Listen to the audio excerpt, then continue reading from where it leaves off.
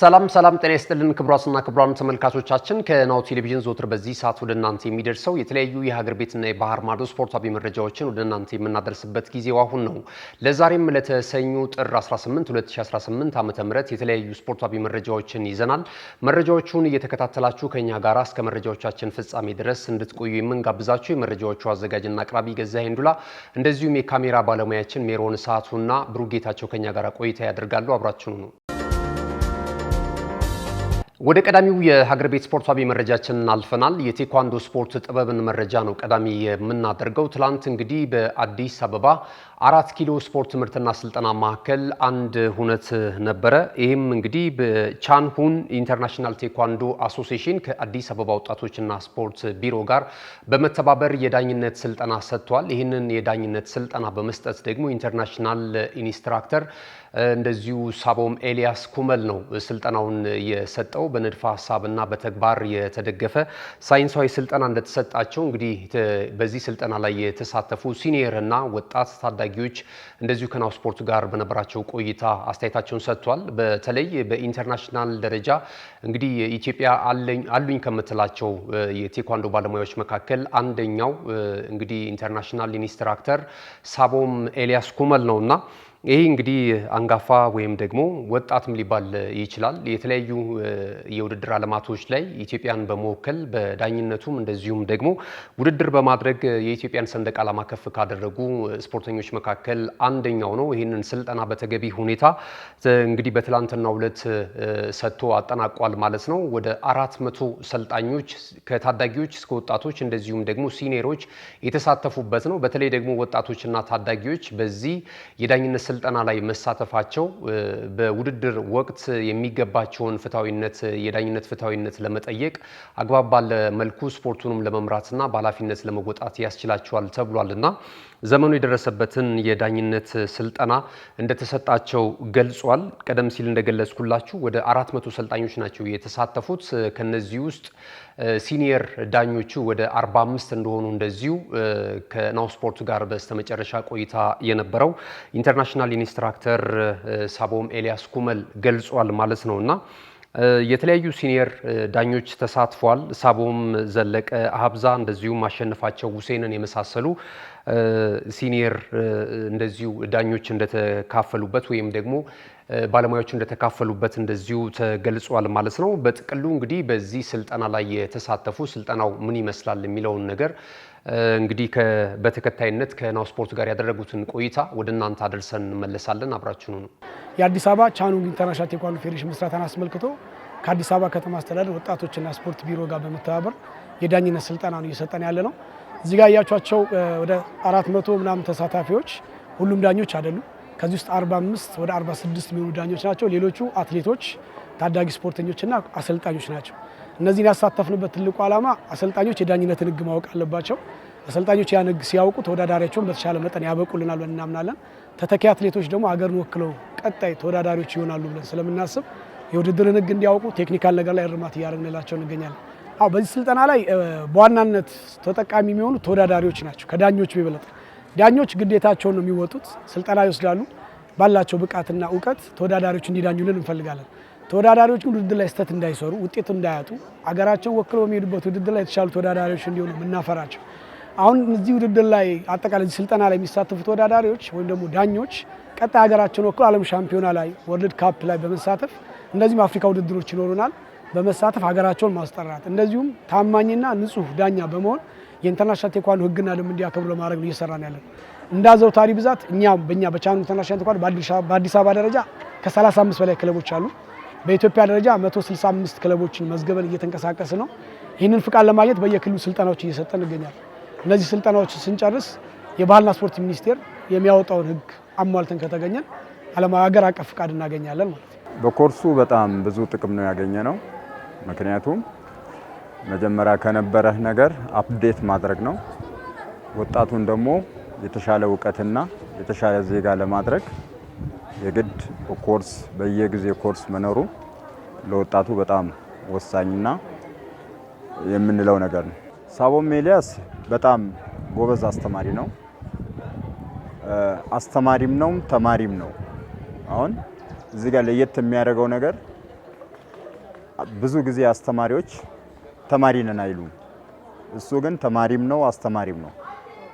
በዛ የተለየ ቦታ ይሰጠዋል እና አሁን ያለው ነገር በጣም አስተማሪዎች አሁን በራሴ ስመለከት ወደ 10 ምናምን ዓመት ከስፖርት ርቄ ነበረ እና የሱን ጥረት እሱን የሚያደርገው ነገር በማየት ነው ቀጥታ ወደ ስፖርቱን ተመልሼ የገባሁት እና በጣም የማደንቀውና ጥሩ ነው ብዬ አስባለሁ። የኮርሱ ሂደት በጣም ደስ የሚል ነው። በጣም ለሁሉም ተማሪ ለአስተማሪ ለሀገሩም የሚጠቅም በጣም አሪፍ ኮርስ ነው። ከበፊቱ የተሻለ ኮርስ ነው እየተሰጠ ያለው።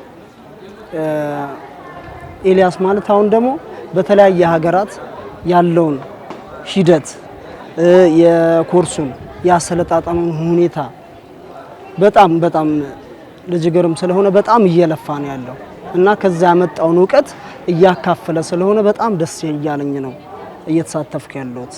እሺ ያው ኮርሱ እንዳየው ታዳጊዎች አሉ፣ ወጣቶች አሉ፣ እንደዚህም ትልልቅ ሲኒየር አስተማሪዎች ያሉበት ስልጠና ነው። ይህ ስልጠና ትልቅ ስልጠና ምክንያቱም ዳኝነት ብቻ አይደለም። ዳኝነት ማለት ማንነትህን የምታገኝበት ትልቅ ጨዋነት በዳኝነት ውስጥ ራስን የመቆጣጠር ስብዕናህን የምታገኝበት እንደ ሀገርም ስታስበው ጨዋነትን ያጣነውን ጨዋነት የምናገኝበት ታማኝነት ለሙያችን መታመንን የምናገኝበት ትልቅ ስልጠና ነው። ይህ ትልቅ ሀገራዊ ጥቅም ያለው ነው። ህፃናትን መታመንን እንዲማሩ አክብሮትን መከባበርን እንዲማሩ የሚያደርግ ትልቅ ስልጠና ነው። እንደ እግር ኳሱ ባላንዶር እንደምንለው የአፍሪካ ብቸኛ ተወካይ ሆኖ ፊሊፒን ላይ በዚህኛው በ2024 በፈረንጆቹ በ2025 በፈረንጆቹ ሽልማት አግኝቷል። እንደ አፍሪካ በስፖርቱ ትልቅ አስተዋጽኦ ያደረጉ አፍሪካ ብዙ ነገሮች መጽሐፍ ጽፏል። ታዳጊዎች ወይ ደግሞ ስፖርቱ ላይ ያሉ ሰዎች እንዲማሩ ፊልሞችን ሰርቷል። ማስተማሪያ የሚሆን በየዩኒቨርሲቲ እየታየ ያለ ትምህርት ሚኒስቴር ስፖንሰር ያደረገው ትልቅ ማስተማሪያ በእጽ ዙሪያ በተማሪዎች በታዳጊዎች ላይ የሚፈጠረው ነገር የሚያስተምር ፊልም ሰርቷል። እንደ ሀገር ትልቅ አስተዋጽኦ እያደረግን አሁን እንደምታየው የሁሉ ህፃናትን የሁሉ ታዳጊ ወጣትን እያስተማረ በጥሩ ስብዕና እየገነባ የሀገር ፍቅር ሀገሩን የሚወድ ሀገሩን የሚጠቅም ዜጋ እያፈራ ያለ ትልቅ ጀግና ነው። ስለዚህ ከሶኛ ምን አገኘ ካልከኝ ነገም ተወዳዳሪ ሆኜ ሀገሬን ወክዬ የትኛውም ደረጃ ላይ ደርሼ ሀገሬን ባንዲራ ከፍ ማድረግ በተለይ አሜሪካ ላይ የተለያዩ ቦታዎች ስፔን፣ ጀርመን ውድድሮችን ሄዷል። አሜሪካ ላይ በተከታታይ 3 ሜዳሊያዎችን ለሀገሩ ያበረከተ ነው። ለዚህ ያው ትልቅ አርአያችን ነው፣ ትልቅ አባታችን ነውና በሱ በመማራችን ያው ኩራት ነው ያለ መሆን እየለፋን ያለ ነው። ክቡራትና ክቡራን ተመልካቾቻችን እንግዲህ ቴኳንዶ ጥበብን የተመለከተውን መረጃ ነው ወደ እናንተ እያደረስን የምንገኘው። ትላንት እንግዲህ በስልጠናው ላይ ካገኘናቸው ሰልጣኞች መካከል የዳኝነቱን ስልጠና ከተካፈሉ ስፖርተኞች መካከል ሳቦም ቤተልሔም አንደኛዋ ናት። እንግዲህ ሰልጣኞችም ያገኙትን ስልጠና በተመለከተ እንደዚሁም ደግሞ አሰልጣኝ ወይም ደግሞ ኢንተርናሽናል ኢንስትራክተር ሳቦም ኤልያስ ኩመል ስልጠናውን በሰጠበት ሂደት ላይ ለነሱ የሚጠቅመውን ስልጠና እንደሰጣቸው ገልጸውልናልና ከናሁ ስፖርቱ ጋር የነበራቸውን ቆይታ በዚህ መልኩ ወደ እናንተ አድርሰን በስተመጨረሻ እንመለሳለን። አብራችሁ ነው። አሁን እየወሰድን ያለን የአሰልጣኞች እና የዳኝነት ስልጠና ነው እና እየተሰጠን ያለ በጣም በአሪፍ ሁኔታ ነው። ረጅም ዓመት ስፖርቱ ላይ እንደመኖሬ ከልጅነት የጀመረው ነውና ስሰራ የነበረው ማርሻል አርት ስለዚህ አሁን ላይ በጣም ብቃት ባለው ደረጃውን በጠበቀ ሁኔታ ነው እየሰለጠንን ያለ ነው። ስልጠናው አሪፍ ነበረ። በማስተር ኤልያስ ኩመል ይሰጥ ነበረ እና ስለ ቴኳንዶ የተለያዩ እውቀቶችን አግኝቼበታል። አዎ በጣም ለውጥ አለው። ምክንያቱም በፊት እኔ ራሴ ከኔ ምሳሌ ባነሳለ በጣም ተቸግሬ ነበር የምሰራው። ተቀባይነት አልነበረውም በቤተሰቦቼ ደረጃ። አሁን ግን ራሱ ቤተሰብ አብሮ ሂዶ ቁጭ ብሎ አሰርቶ ልጁን እስከ መውሰድ ደረጃ ስለደረሰ ስፖርቱ በጣም አሁን ላይ ህብረተሰቡ ላይ ያለው ግንዛቤ በማንኛውም ስፖርት ላይ በጣም ተለውጧል እና ይሄ በዚሁ ቀጥል እና ብዙ ሰው ግንዛቤ የለውም ስለዚህ ስፖርት። ቴኳንዶ ሲባል ብዙ ሰው እግር ማንሳት ብቻ ነው የሚመስለው እና ቴኳንዶ በብዛት የሚሰራው ዲሲፕሊን ላይ ነው መጀመሪያ እና ሰው ይሄን አውቆ ልጆቹን ቢልክ ወደ ቴኳንዶ ማዕከሎች አሪፍ ይመስለኛል። በተለይ ሴት ልጅ ስፖርት መስራት አለባት። የትኛውንም ስፖርት መስራት እንዳለባት ነው የምነግረው። እኔ አሁን ለምሳሌ ማርሻል አርት ብቻ አይደለም የምሰራው፣ ሞንታይ እሰራለሁ፣ ክሮስፊት እሰራለሁ። ገባ?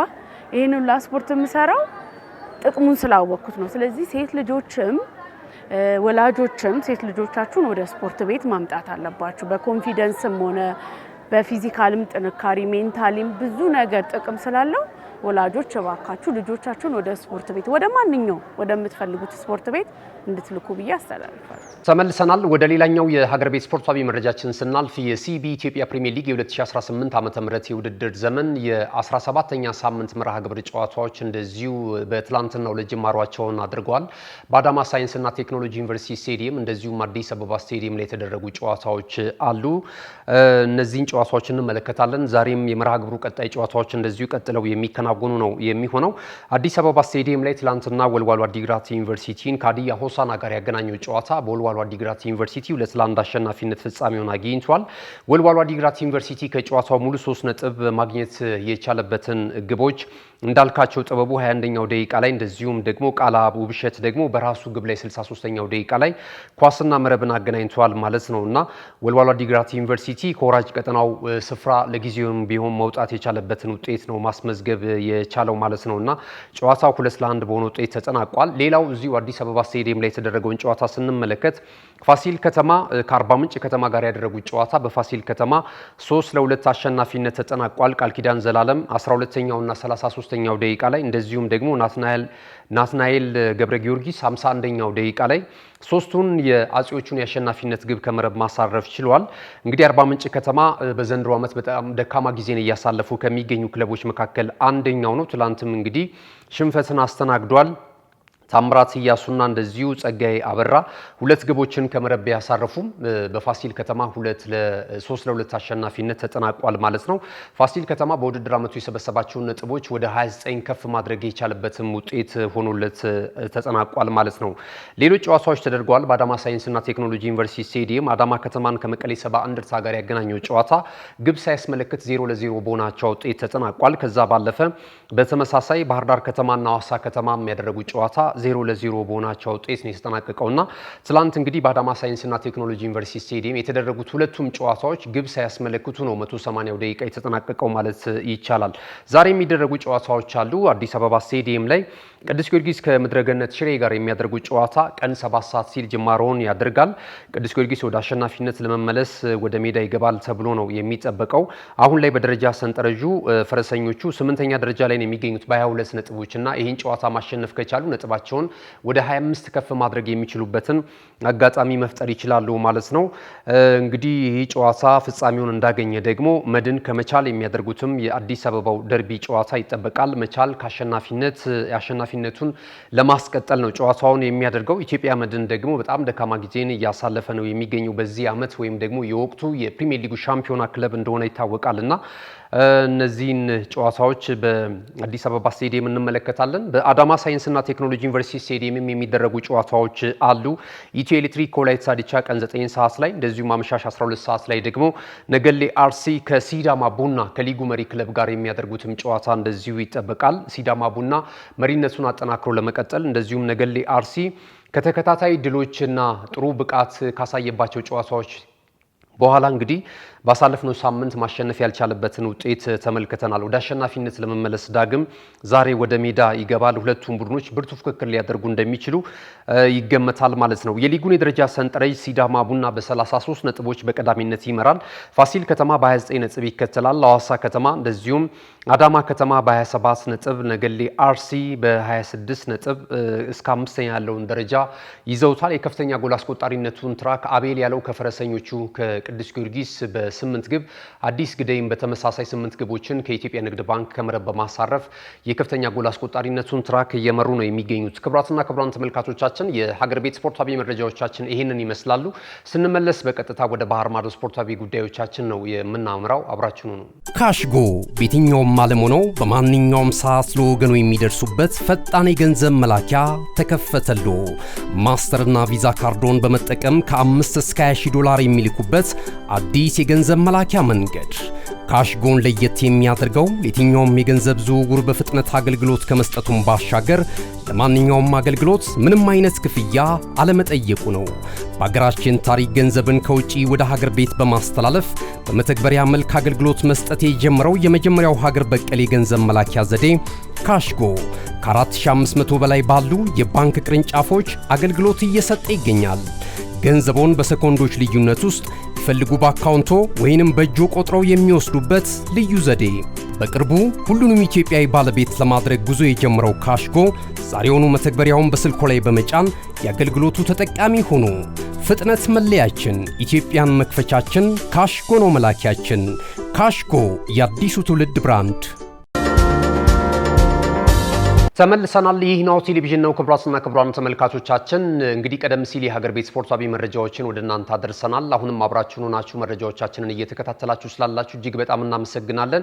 ከዚህ ሰዓት ጀምረን ከባህር ማዶ የተለያዩ የወሬ ምንጮች ያሰናዳናቸውን ስፖርታዊ መረጃዎች ወደ እናንተ እያደረስን ነው ቆይታ የምናደርገው። አብራችሁን እንድትሆኑ በድጋሚ እንጋብዛለን።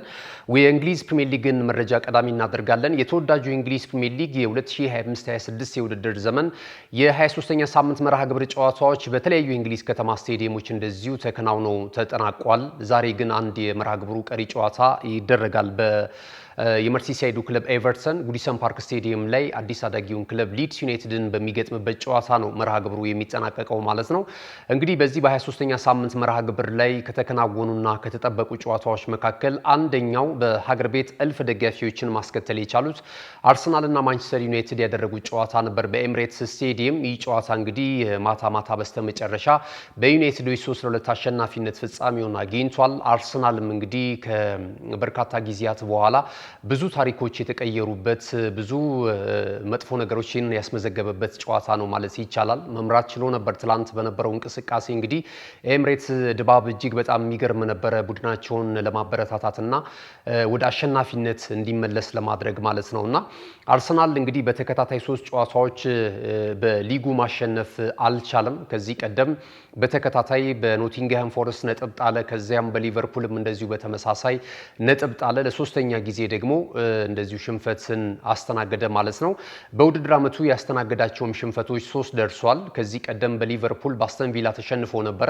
ትላንት ምሽት ደግሞ በማንቸስተር ዩናይትድ 3-2 በሆነ ውጤት ተሸንፏልና በውድድር ዓመቱ ሶስተኛው ሽንፈት ሆኖ ተመዝግቦበታል ማለት ነው። ከ2017 በኋላ በማንቸስተር ዩናይትድ ሲሸነፍ ለመጀመሪያ ጊዜ ነው ተብሏል። በሊጉ ማለት ነው። በኤፍኤ ካፕ በመለያ ዓመት መሸነፉን ከዚህ ቀደም እናስታውሳለን በኤፍኤ ካፕ የውድድር መድረክ ላይ። አሁን ላይ ግን በኤምሬትስ ከ2017 በኋላ ማለት ነው ዘለግ ካሉ ዓመታቶች በኋላ እንግዲህ ለማንቸስተር ዩናይትድ እጅ ሰጥቷል ማለት ነው። በትላንቱ እንቅስቃሴ 3 ግብ እና ከ3 በላይ ጎሎችም ሲቆጠሩበት እንግዲህ ከ2023 በኋላ ለመጀመሪያ ጊዜ ሆኖ ተመዝግቧል። በወቅቱ 2023 ላይ አሁን ላይ በሻምፒዮንሺፑ እየተሳተፈ ከሚገኘው በሉተን ታውን ጋር ባደረገው ጨዋታ 4-3 በሆነ ውጤት አርሰናል ያሸነፈበት ጨዋታ ነበር። 3 ግቦች የተቆጠረበት ማለት ነው እና አርሰናል እንግዲህ ትላንትና ባልተጠበቀ ሁኔታ በእርግጥ ይህ ጨዋታ ሊከብደው እንደሚችል ሲነገር ነበረ። ምክንያቱም ማንቸስተር ዩናይትድ ከ2 ጨዋታዎች በፊት የነበረው ማንቸስተር ዩናይትድ አይደለም፣ ተቀይሯል። በአሰልጣኝ ማይክል ካሪክ ውስጥ ተከታታይ ድሎችን ነው ያስመዘገበው። ማንቸስተር ሲቲን 2-0 በሆነ ውጤት ማሸነፉን እናስታውሳለን። አሁን ደግሞ እንደዚሁ አርሰናልን ማለት ነው እና አሰልጣኝ ሚካኤል አርቴታ እንግዲህ በተከታታይ ጨዋታዎች ላይ ድልን እያስመዘገበ አይደለም የሚገኘው። ብዙዎች የተጫዋቾች የስነ ልቦና ሁኔታ ላይ ጥያቄዎችን እያነሱ ነው የሚገኙት። ትላንትና እንግዲህ ጨዋታው ከተጠናቀቀ በኋላ የቀድሞ የአርሰናል ሌጀንድ ተጫዋቾች እንደዚሁም ደግሞ ሌሎች የእግር ኳሱ ሰዎችም አስተያየት ሲሰጡ ነበርና በተለይ ፓትሪክ ቬራ የሰጠው አስተያየት ብዙዎችን የሚያስማማ ነው ማለት ይቻላል እና አርሰናል የተከማቸ የስነ ልቦና ጉዳት አለበት የሚል የማሸነፍ ዋንጫዎችን የማሸነፍ አስቀድሞ የቤት ስራን ማጠናቀቅ ላይ ችግር እንዳለበት ነው የገለጸው ፓትሪክ ቬራ እና ብዙዎች እየተጋሩት እየተቀባበሉት ይገኛሉ ይህንን አስተያየት ማለት ነው። ብዙ እድሎችን እያገኘ አስቀድሞ ጨዋታዎችን የመግደል የሚገኙትን አጋጣሚዎች የመጠቀም ከተከታዮቹ ክለቦች በሰፊ የነጥብ ልዩነት ለመራቅ የሚገኙትን አጋጣሚዎች ያለመጠቀም ሁኔታዎች ይታይበታል። ይሄ ደግሞ በተደጋጋሚ ነው። ማንቸስተር ሲቲ ብዙ አቫንስ እየሰጠው ብዙ እድል እየሰጠው ነገር ግን አርሰናል እየተጠቀመበት አይደለም የሚገኘውና በተለይ ብዙ የሚያስቆጩ እድሎችን አምክኗል። ከኖቲንግሃም ፎረስት ጋር የነበረው ጨዋታ አንደኛው ተጠቃሽ ነው። ሌላኛው ከሊቨርፑል ጋር የነበረውም ጨዋታ ሊቨርፑል እንኳን ያለፈው ዓመት ሻምፒዮናም ነው። ብዙ ኳሊቲ ያላቸው ተጫዋቾች አሉት። ወቅታዊ አካሄዱ ጥሩ ባይሆንም የሊቨርፑል ማለት ነውና ከዚህ ጋር ተያይዞ እንግዲህ ትላንትም ደግሞ እየመራ ባለበት ሰዓት ላይ ተጫዋቾች የተለያዩ ስህተቶችን ሰርቷል። ለምሳሌ ዙቢሜንዲ ወደ አቻ ውጤት እንዲመጡ ያደረገው እሱ ነው። ነፃ በሆነበት ሰዓት ላይ ብዙ አማራጮች ነበሩት። ያን ያህል መጨናነቅ አለ ተብሎ እንኳን ቢታሰብ ኳሱን ወደ እጅ ማውጣት ይችል ነበረ። ዞሮ ኳሱን ማጽዳትም የሚችልበት አጋጣሚ ነበር። ነገር ግን ወደ ግብ ጠባቂው ዳቪድ ራያ ለመስጠት ሲሞክር ነው እንግዲህ ግብ አይምሬው ከዚህ በፊትም በብሬንትፎርድ ሲቲ የምናውቀው አሁንም በዩናይትድ እጅግ በጣም አውትሻይን እያደረገ የሚገኘው ተጫዋች ብሪያን ምቤሞ ኳሱን ተቀብሎት በግሩም ሁኔታ ነው ኳሱን አስቆጥሮ ወዳቻ ውጤት ያመጣቸውና ከዚህ ጋር ተያይዞ ተጫዋቾች ከዚህ በፊትም ገብርኤል ማጋሌዥም እንደዚሁ እናስታውሳለን። ከበርነማውዝ ጋር በነበረው ጨዋታ ኳስ ወደ ኋላ በሚመለስበት ሰዓት ላይ ጎል ሰጥቶ ኢቫሊንሰን ጎል አስቆጥሮ እንደዚሁ በጣም ተቸግሮ ያንንም ጨዋታ ያሸነፈበትንም ሂደት እናስታውሳለን እና ኋላ ላይ ወደ ኋላ የሚመለሱ ኳሶች በጣም አደገኞች ናቸውና ይሄ ስነ ልቦና ድካም እንዳለባቸው የሚያሳይ ነው የሚሉ የእግር ኳሱ ሊቃን በርከት ብለው አስተያየት እየሰጡ ነው የሚገኙትና መቼ ነው አርሰናል በበቂ ሁኔታ የሚያገኛቸውን እድሎች አስተማማኝ አድርጎ ለሻምፒዮናነት የሚያደርገውን ጉዞ እያደላደለ የሚሄደው የሚል አስተያየቶች እየተሰጡ ነው የሚገኙትና በብዙ ነገሮች ጥሩ ነበር። የመጀመሪያውን ፈርስት ሃፍ በብዙ ነገሮች በልጦ ኳሶችን ሲሞክር ነበረ። ነገር ግን የተገኙትን አጋጣሚዎች ደግሞ ወደ ጎል የመቀየር ችግር እንዳለበት ተመልክተናል። መጀመሪያ አካባቢ ላይ ዙቢሜንዲ መቶት ሌማንስ ያዳነው ኳስ በጣም ግሩም ነበረ።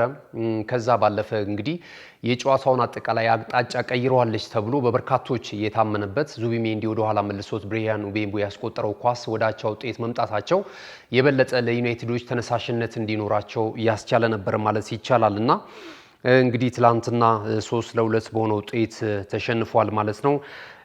በተከታታይ ጨዋታዎች ላይም ሽንፈትን ያስተናገደበትን አጋጣሚ ነው የተመለከትነው። ትልልቅ ጨዋታዎች ላይ በጣም እየተፈተነ ነው የሚገኘው በትልልቅ ቡድኖች።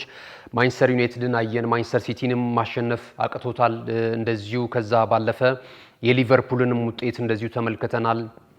ከቼልሲ ጋርም እንደዚሁ ተመልክተናል። አስተን ቪላም እንደዚሁ 3 ነጥብ ወስዶበታልና እዚህ መሪ ስፍራ ላይ ወይም ደግሞ ያሉትን ክለቦች ስንመለከት አርሰናል ትላልቅ ጨዋታዎችን በዚህ ዓመት በጣም እየተቸገረባቸው እንዳለ እየተመለከትን ነው የምንገኘው። በእርግጥ በአውሮፓ ቻምፒየንስ ሊግ ውድድር መድረክ ደግሞ ሌላ መልክ ያለውን አርሰናልን ነው እየተመለከትን የምንገኘው። በቀጣይ ጨዋታዎች አሉት ከካራይት ጋር በቻምፒየንስ ሊግ ይጫወታል። በሜዳው ነው ጨዋታውን የሚያደርገው። ይሄ በአስተማማኝ ሁኔታ ላይ ስለሚገኝ ያን ያህል ቢሸነፍም ቢያሸንፍም ጨዋታውን ባቻ ውጤትም ቢያጠናቅቅ ብዙም ትርጉም ላይሰጥ ይችላል። ነገር ግን ቀጣይ ከቼልሲና ከሊድስ ዩናይትድ ጋር ጨዋታውን ያደርጋል። ከቼልሲ ጋርም የእንግሊዝ ሊግ ካፕ የመልስ ጨዋታን የሚያደርገው እንግዲህ የመጀመሪያውን ጨዋታ ማሸነፉን እናስታውሳለን። በመልሱ ጨዋታስ ምን ይጠብቀዋል የሚለው ነገር ይጠበቃል። ከዛ ባለፈ ሊድስ ዩናይትድን ነው በሊጉ የሚያገኘው ማለት ነውና ወደ አሸናፊነት መመለስ ይጠበቅበታል።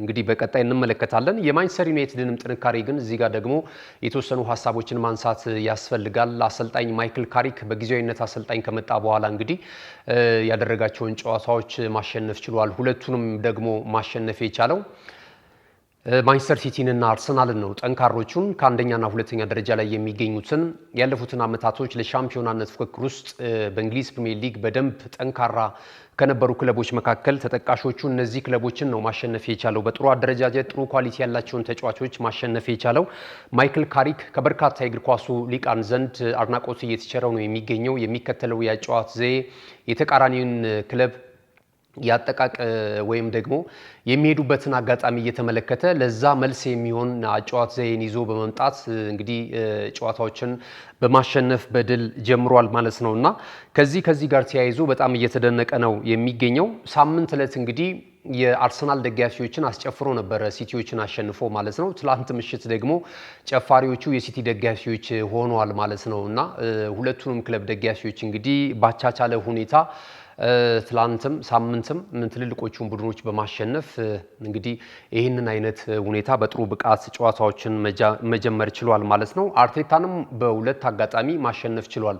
ከዚህ ቀደም ኬርቴከር ሆኖ 3 ጨዋታዎችን አድርጎ ሁለቱን ጨዋታዎች ማሸነፍ ችሎ ነበረ እንደምናስታውሰው ማለት ነው። ትላንትም እንደዚሁ አንደኛው ቡድን የአሰልጣኝ ሚካኤል አርቴታ ቡድን ነበረ።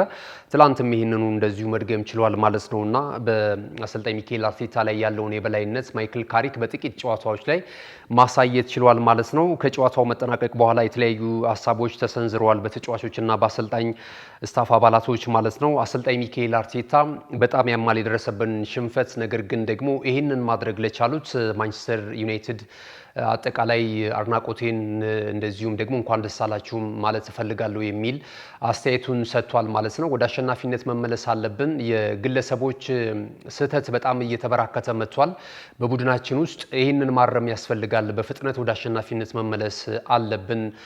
ሁሉም ነገር ከኛ ቁጥጥር ውጪ የሆነ የለም። ለዚህም ደግሞ ኃላፊነቱን እኔ ወስዳለሁ የሚል አስተያየት ሰጥቷልና ትላንት ግን በነበረው ሂደት በአጠቃላይ ከዚህ ቀደም በነበሩት ሂደት ላይ የተወሰነ መልኩ ያው ቡድኑን እሱ ስለሚመራ ኃላፊነቱን ለሱ መስጠት ይችል ይሆናል። ነገር ግን ተጫዋቾችን በግል የሚሰሯቸው ስህተቶችን እንዴት ነው የምታዩት? ደጋፊዎች እስኪ አስተያየት ልትሰጡበት ትችላላችሁ። ተጫዋቾችም የሚሰሩት ስህተት አንዳንድ ጊዜ ወደ አሰልጣኙ ታክቲክ ጋር የማይገናኝ አጨዋወትን ነው እየተመለከትን የምንገኘው ማለት ነውና በብዙ ነገር ጥሩ ሆነው ጎሎችን ማስቆጠር የሚችሉበትን አጋጣሚዎች እያመከኑ ነው። እንግዲህ አርሰናልን መስዋዕትነት ዋጋ እያስከፈሉ የሚገኙት አንዳንድ ተጫዋቾች ማለት ነውና ይህንን ተመልክተናል። እንግዲህ አሰልጣኝ ማይክል ካሪክ በቀጣይ አሁን አራተኛ ደረጃ ላይ ነው የተቀመጠው። ነጥቡን ወደ 38 ከፍ አድርጓል። አሁንም ግን አርሰናል ደጋፊዎችን የበለጠ የሚያጽናናው ግን መሪነታቸውን አሁንም ያስከበሩበትን ሂደት ነው ያየነው ማለት ነው። 50 ነጥቦች አሏቸው። በ4 ነጥብ ልዩነት ከአስተን ቪላና ከማንቸስተር ሲቲ ርቀው እየተጓዙ ነው የሚገኙት። እንግዲህ በቀጣይ ቶሎ ወደ አሸናፊነት መመለስ ከቻሉ አሁንም የሻምፒዮናነቱን መሪነታቸውን ማስቀጠል የሚችሉበት እድል እጃቸው ላይ ነው የሚገኘው ማለት ነው። ነገር ግን የ9 ቁጥር ሚና ያላቸው ተጫዋቾች በክረምቱ የተጫዋቾች የዝውውሩ መስኮት ወደ እንግሊዝ ፕሪሚየር ሊግ በተለያዩ ክለቦች ላይ ቆይታ ማድረግ የቻሉት ተጫዋቾችን አፈጻጸማቸውን ከተመለከትን ግን ተመሳሳይ የሚመስል አይነት ሁኔታውን ነው እየተመለከትን የምንገኘው። ለምሳሌ ቪክቶር ጆኬሬሽ በአርሰናል የተጠበቀውን ያህል ጉዞ እያደረገ አይደለም የሚገኘው። አርሰናል እንደ ቡድን ጥሩ ነው፣ ነገር ግን ደግሞ በዚህ ጥሩ ቡድን ውስጥ የቀድሞ ትልቅነቱን ማስቀጠል ያልቻለው ቪክቶር ጆኬሬሽም ወቀሳ እየደረሰበት ይገኛል። ትላንት በእርግጥ ገብርኤል ሱስ ነው ቀዳሚ ምርጫ የነበረው የአሰልጣኝ ሚካኤል አርቴታ። ከዛ በኋላ ግን ተቀይሮ ከገባም በኋላ ያን ያህል የሚያኩራራ አይነት እንቅስቃሴ አርሰናል ከነበረበት ጭንቀት የሚያወጣ ግብ የማስቆጠርን ሚና ሲወጣ ግን አልተመለከትነውም። ከዛ ባለፈ እንደዚሁ አሌክሳንደር ኢሳቅን መመልከት እንችላለን። ከኒውካስል ዩናይትድ ወደ ሊቨርፑል ከመጣ በኋላ አንድም በጉዳት ሌላም ደግሞ በፐርፎርማንስም ካየነው በጣም ዝቅተኛውን እንቅስቃሴ ነበር ሲያስመለክት የነበረው። ይሄም ያልተሳካለት ተጫዋች ነው። እሱም በክረምት ነው የመጣው። ሌላኛው ደግሞ ቤንጃሚን ሴስኮን ማንሳት እንችላለን በዩናይትድ ቤት። ይሄም የ9 ቁጥር ሚና ያለው ተጫዋች ነውና ይሄም ተጫዋች ያልተሳካለት አይነት እንቅስቃሴ ነው እያደረገ የሚገኘው። በአንጻራዊነት እንደ ቡድን ጥሩ ስላልነበረ ማንቸስተር ዩናይትድ የተሻለ ነው ልንል እንችላለን ቤንጃሚን ሴስኮን። ከዛ ባለፈ ግን ሶስቱም ተጫዋቾች ተመሳሳይ አይነት ትራክ ላይ የሚገኙ ናቸው ማለት እንችላለን። እንግዲህ ካለባቸው ክፍተት ሊያወጧቸው የሚችሉ ተጫዋቾች ናቸው ተብለው ነው በሶስቱም ክለቦች እነዚህ የፊት መስመር አጥቂዎች ታምኖባቸው ወደ የክለቦቻቸው የመጡት። ነገር ግን በክረምቱ ከመጡ በኋላ ያን ያህል ከነባር ተጫዋቾቹ የተለየ ነገር ማድረግ ያልቻሉ ተጫዋቾች ናቸው ማለት እንችላለን። ክቡራትና ክቡራን ተመልካቾቻችን በዚህ ላይ አስተያየት ልሰጡ ትችላላችሁ። ቤንጃሚን ሴስኮ፣ አሌክሳንደር ኢሳቅንና ቪክቶር ጆኬሬሽን የተመለከተው ፐርፎርማንስ እንዴት ነው ያያችሁትና ይህንን በተመለከተ እነዚህን ሶስት ተጫዋቾች ሂደት እስኪ ሀሳብ ልታደርሱን ትችላላችሁ። አርሰናል አሁንስ ወደ አሸናፊነት መመለስ ይችላሉ? በቀጣይስ እንግዲህ 3 ጨዋታዎች ተቆጥረዋል። ማንቸስተር ሲቲን በእርግጥ እያሸነፈ አይደለም የሚገኙት። ያለፉትን 4 ጨዋታዎች 3ቱን በአቻ አንዱን በሽንፈት እንደዚሁም ደግሞ በስተመጨረሻ ግን ወልቭስን ማሸነፍ ነው የቻለው። ማንቸስተር ሲቲም በተመሳሳይ እንደዚህ አይነት ደካማ ጊዜን እያሳለፈ ነው የሚገኘው ማለት ነው። ምንም እንኳን የመጨረሻ ጨዋታውን ቢያሸንፍ አርሰናል አሁንስ ይህንኑ የ4 ነጥብ ልዩነት አስጠብቆ የሊጉን የዋንጫ ክብር ሊያነሳ ይችላል? አሊያስ ደግሞ ያለፉትን ዓመታቶች እንደተመለከት ነው በነ ማንቸስተር ሲቲ እና በነ ሊቨርፑል ዋንጫውን ሊነጠቅ ይችላል? ባለፈው ዓመት ተመልክተነዋል። በእርግጥ ሊቨርፑል ዘንድሮ በጣም ደካማ አፈጻጸምን እየተመለከትንበት እንገኛለን እና እዚህ ላይ ሀሳብ ልሰጡበት ትችላላችሁ። ሌሎችም ተጫዋቾች እንደዚሁ ሀሳብ ሰጥቷል። ከትላንት ከጨዋታው መጠናቀቅ በኋላ ማለት ነው። ማቲያስ ኩና እጅግ በጣም የሚገርም ግብ ነው ከመረብ ማሳረፍ የቻለው እና ከጨዋታው መጠናቀቅ በኋላ ማድረግ ያለብንን አድርገን ከኤምሬትስ ወሳኙን 3 ነጥብ ይዘን ወጥተናል። ይህንንም ማድረግ እንደምንችል ብቃቱም እንዳለን እናውቅ ነበረ የሚል አስተያየት ሰጥቷል እና ትላንት እነ ፓትሪክ ዶርጉ ያስቆጠሯቸው ማቲያስ ኩኛ ያስቆጠራቸው ጎሎች ብሪያን ምቤሞም ጭምር ያስቆጠረው ጎል እጅግ በጣም ደስ የሚል ነበረ። በአንጻሩ እንግዲህ አርሰናል ድል ሳይቀናው የተቋጨ ጨዋታ ሆኗል ማለት ነው። ሌሎችም ጨዋታዎች እንደዚሁ ተከናውነዋል።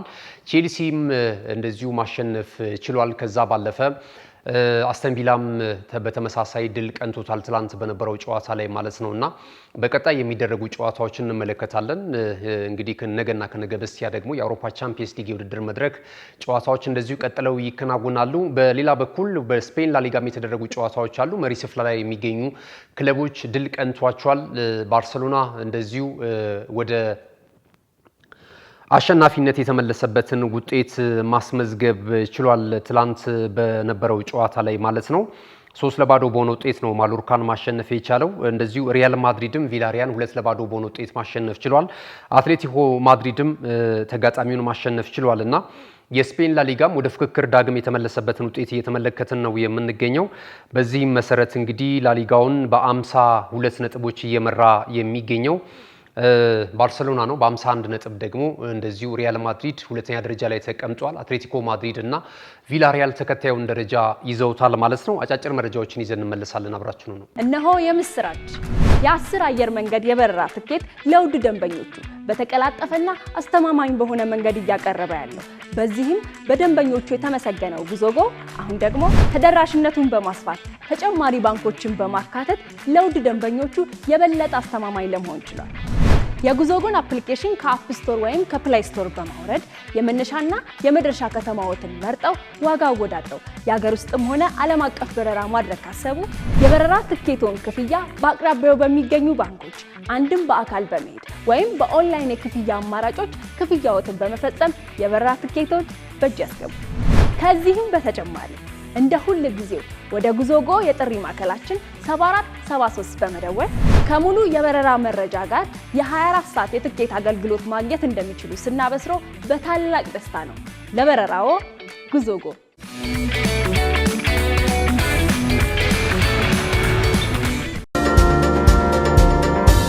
ተመልሰናል። ክቡራትና ክቡራን ተመልካቾቻችን በመጨረሻም አጫጭር ስፖርታዊ መረጃዎችን ወደ እናንተ እናደርሳለን። ዝውውሩን የተመለከቱ መረጃዎችን ነው ቀዳሚ የምናደርገው።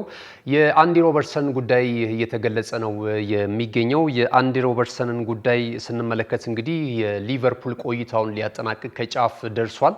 በዚያው በፕሪሚየር ሊግ ውስጥ የመቆየት ፍላጎት ያለው አንዲ ሮበርትሰን ቀጣይ መዳረሻው የሰሜን ለንደኑ ክለብ ቶተንሃም ሆትስፐርስ የሚሆንበት እድል ስለመስፋቱ እየተገለጸ ነው የሚገኘው። ነገር ግን አማራጭ ተጫዋቾችን እየፈለጉ ነው የሚገኙት ተብሏል።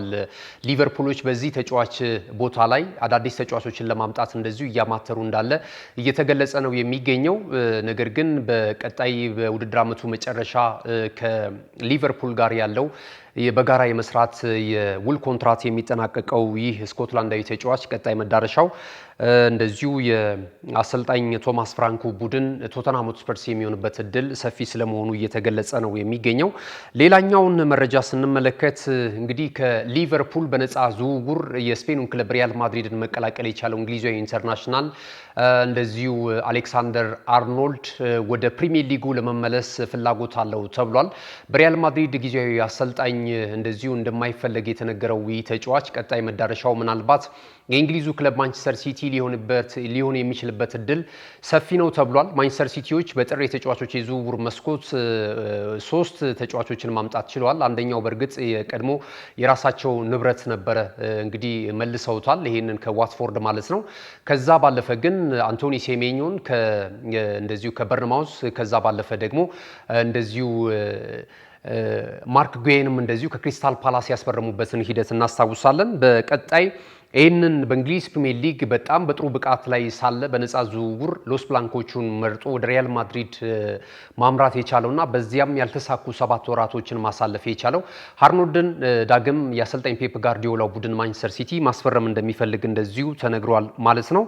ሌላ እንደዚሁ የዝውውር መረጃን ስንመለከት ሊቨርፑል አሰልጣኝ ዣቢ አሎንሶን የማምጣት ፍላጎት አለው ተብሏልና ከአሰልጣኝ አርነ ስሎት ጋር ያለው ቆይታ ምናልባት የሚጠናቀቅበት ጊዜ አጭር ስለመሆኑ ነው እየተነገረ የሚገኘው። በእርግጥ አሁንም አሰልጣኝ አርነ ስሎት በቦርዱ ድጋፍ እንዳላቸው እየተነገረ ነው የሚገኘው። ቦርዱም እሳቸው ላይ ትልቅ እምነት አለው የሚል እምነት አላቸው እሳቸው። ነገር ግን አሁን እየተመዘገበ ያለው ውጤት ደግሞ እጅግ በጣም ደካማ ነው እና በሳምንቱ መጨረሻ ቀናትም እንደምናስታውሰው 3-2 በሆነ ውጤት ተሸንፏል፣ በበርንማውዝ ማለት ነው፣ ቫይታሊቲ ላይ በተደረገው የሊግ ጨዋታ ላይ።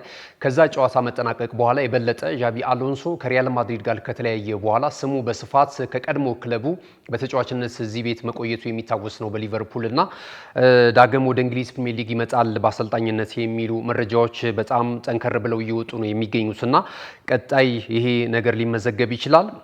ወደ ሪያል ማድሪድ መረጃ ደግሞ ዳግም ስንመለስ እንደዚሁ በሪያል ማድሪድ ቤት የተለያዩ ተጫዋቾች በዚህ በጥር ተጫዋቾች የዝውውር መስኮት ሪያል ማድሪዶች የሚያስፈርሟቸው ተጫዋቾች በርከት ብለው እየተመለከትን እንገኛለን።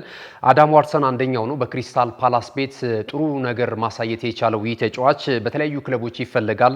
ዩናይትድም የዚህ ተጫዋች ፈላጊ ነው። ነገር ግን ደግሞ ሪያል ማድሪድ ይህንን ተጫዋች ለማስፈረም ፍላጎት ካላቸው ክለቦች መካከል በግንባር ቀደምነት እየተጠቀሰ ነው የሚሉ መረጃዎች በርከት ብለው እየተመለከትን እንገኛለን። ከዛም ባለፈ በሌላኛው ምርጫቸው የሆነው የሎስ ብላንኮቹ እንደዚሁ ቪቲኒያ ነው ከፒኤስጂ ይህንንም ተጫዋች የማስፈረም ፍላጎት እንዳላቸው እየተናገሩ ነው የሚገኙትና እነዚህን ሁለት ተጫዋቾች በማወዳደር ወደ ሪያል ማድሪድ ለማምጣት ፍላጎት አላቸው ተብሏል፣ የሪያል ማድሪድ ሰዎች ማለት ነው።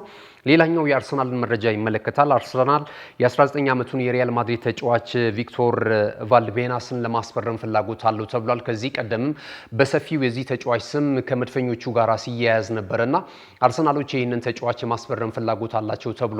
ስፔናዊው ተጫዋች ሌሎችም ትልልቅ ክለቦች እንደዚሁ ይፈልጉታል። ነገር ግን የክለቡ ስፖርቲንግ ዳይሬክተር አንድሪያ ቤርታ ይህንን ተጫዋች ወደ መድፈኞቹ ቤት ለማምጣት ፍላጎታቸው ከፍ እያለ ስለመምጣቱና ንግግር ስለመጀመራቸው እየተገለጸ ነው የሚገኘው ማለት ነው። ክቡራትና ክቡራን ተመልካቾቻችን ለዛሬ ለተሰኙ ጥር 18 2018 ዓ.ም ከናሁ ቴሌቪዥን የተለያዩ ስፖርታዊ መረጃዎችን ወደ እናንተ ያደረስንበት የመረጃ ሰዓታችን ይህንን ይመስል ነበረ። መረጃዎችን ወደ እናንተ በማድረስ ገዛ ሄንዱላ እንደዚሁም ደግሞ የካሜራ ባለሙያችን ሜሮን ሳቱና ብሩክ ጌታቸው ከኛ ጋር ቆይታ አድርጓል። ተወዳጅ ናሁ ቴሌቪዥን ፕሮግራሞች በቀጣይነትም ወደ እናንተ ይደርሳሉ። አብራችሁን ስለነበራችሁ እጅግ በጣም እናመሰግናለን። መልካም ጊዜ ይሁንላችሁ።